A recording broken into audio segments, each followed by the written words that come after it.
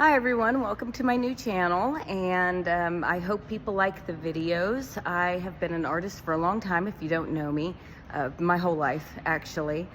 This past year though, I got into wood burning, and I was having a lot of joint pain, arthritis in my fingers just because of what I do for a living. And so someone suggested to me, why don't you take up wood burning, because the barrel is bigger on the tool. See, it's a lot bigger than a pencil. And so I gave it a try and I kind of took off with it.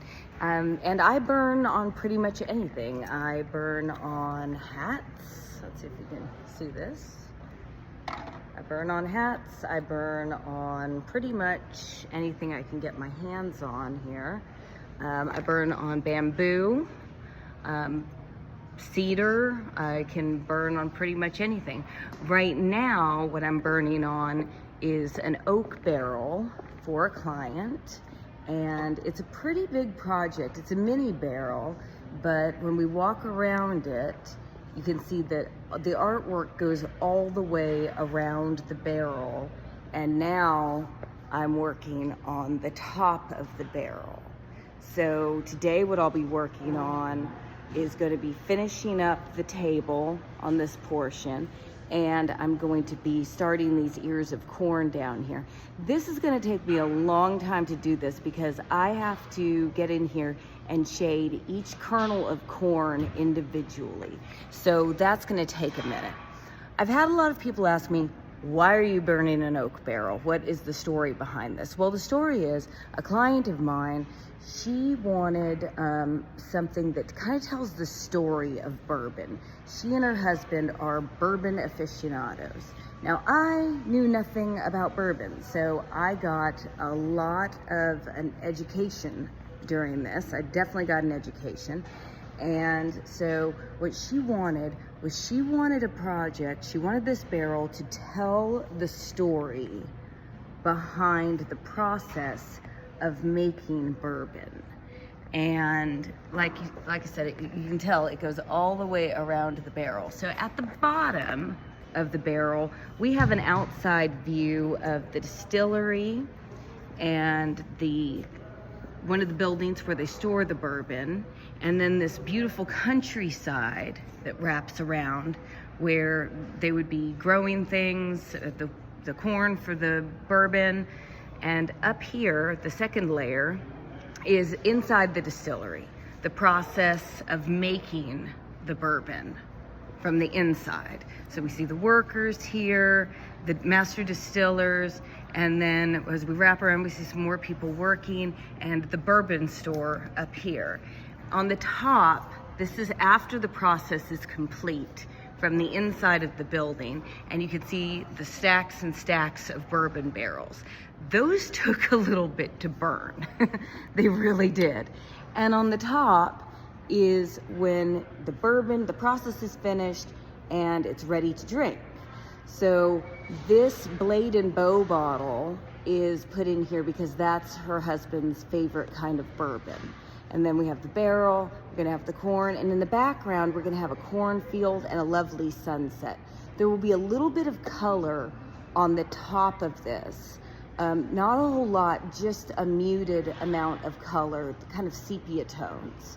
So I'm really excited about getting to the point where I add color, but it's gonna be a little bit because, like I said, I have a lot of detail to do on the top. Now, I told you how I got into wood burning. Let's talk about what I use to wood burn. When I first started it, I started with a Dremel soldering iron, which is a great tool. It has a little bit of a heat setting. It's got a few different tips. So if you've never wood burned before, it's a really good beginner tool. I highly recommend it, and Dremel is a great brand. It's also, one of the pluses with it is it's also a tool that you can fill with butane, so it doesn't have the cord. Now, I love this tool. This tool has a lot of settings on it. It's got a lot of tips that I can work with it. One of the disadvantages is that it does have a cord, so you need electricity when you work with it. But it's also got two of these handles. One is for tips like fine detail, lines, etc. And the other one is for wires. Now the wire one I use for shading primarily, but you can use it for cutting into the wood or whatever surface you're working on. And that will give it some texture. So you can use it in that capacity as well. I told you why, I told you what I use, and another question I get a lot is, how hard is it to wood burn?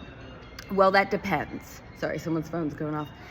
That depends. I have extensive drawing skills. I've been doing it for a long time. I started drawing at a very early age, and so wood burning, if you already know how to draw, it's super easy to pick up. It's a really fun way to make art. And if you already know how to shade, you're not going to have any problems wood burning. I've talked to a few people who said they were really frustrated by it because they couldn't get the picture looking right, or they just felt like they didn't know what they were doing. To those people, I would say, take a drawing class. There is no shame in admitting you don't know how to draw. Drawing is a skill like anything else. If I wanted to become an auto mechanic, I would go to school to learn how to work on cars. Drawing is no different. If you don't know how to draw, wood burning is going to be tough for you.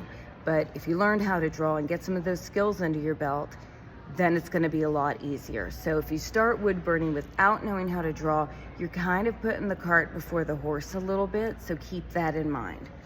But it's a fun way to make art, and as long as you're safe, you'll be fine with it. Safety factor on this one, this tool goes up to 750 degrees.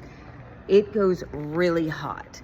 So you want to keep in mind that if it's going to burn wood, it's going to burn your fingers. Yes, I've burnt myself a couple of times, but it was mainly with the Dremel soldering, not with this one. This one, there's a couple of safety factors in play when you're changing out your tips, so you're less likely to burn yourself. I have this little tin can that I put my tips in when they're hot, and just remember, don't grab them with your fingers. That you'll only do it once, trust me. So if you're getting into wood burning, this is a great tool. This is a good crafter, and you can buy it on Amazon for around $50, $60, and it is a great tool. I've used it in all kinds of different environments. I've used it on a lot of different products. I've used it on the hats, felt. Obviously, you're gonna burn a lot lower heat on something like felt than you are on something like this, which is oak. I have to burn pretty hot on this. This is a really hard wood. But if you're burning on fabric, you wanna go a lot lower. And I always, no matter what I'm burning on, I tend to start at a lower temperature just to see how the material is gonna react, and then I work my way up. For instance, when I'm burning on bamboo, bamboo is a really hard wood. It also has a lot of water content in it. It's very dense. So just be prepared that when you're burning on the wood, if it has a lot of water or moisture inside of it, that's gonna come out. And so take that into account while you're burning.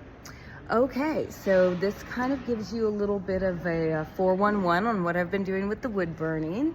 And I hope you liked the video. If you do, please give me a thumbs up and subscribe to the channel.